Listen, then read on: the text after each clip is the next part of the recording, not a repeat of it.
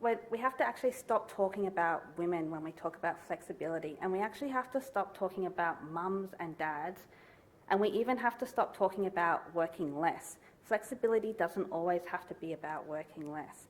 Maybe you have someone in the research and development team that wants to learn what happens in sales. So when they've come up with a product or a service, then what happens to it?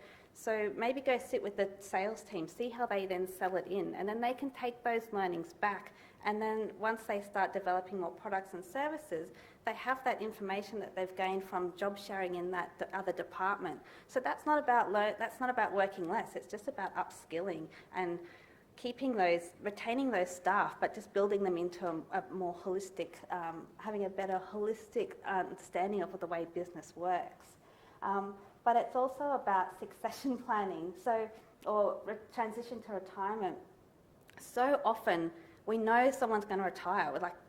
We know years in advance they're going to be going, and they have all this information, and they've been in that industry for so long, and they retire and off they go, see you later. And a couple of weeks later we think, oh my God, all that information's gone, so we bring them back in as contractors and we pay them twice as much as what we were paying them anyway. But why don't we, when we see that happening, pair them up with someone else in the company and let that transfer of information happen? So we're retaining that information.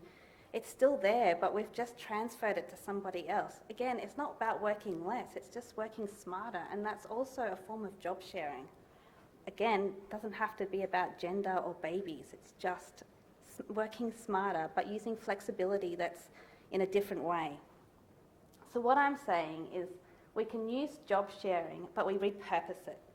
And we repurpose flexible work